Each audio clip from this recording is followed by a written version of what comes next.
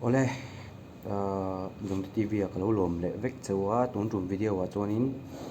Samsung van chongina dian choe la cover kan clear ho don ani kan react bonga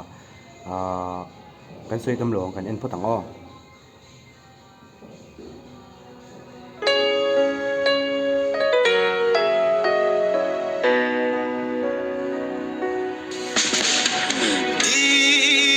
sim lo kaliam ta nge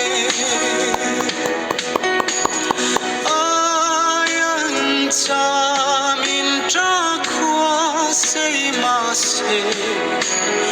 rundang moi tu zong chai big ne mo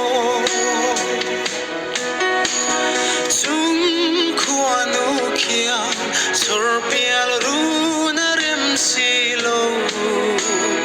tuar har kati izun ngai hi khami chin kha kan en photang a chonin ho ma poina asatu me poina o hi ka du ani ati khamo Samsung a hi ani ta chuan chu a o hi CL ka te ni ke ma pon mo kan en kan ngai thapot potang sing between en liamang silung le nang tel lo sing nun zo ing ne don le di her se karem to mul silo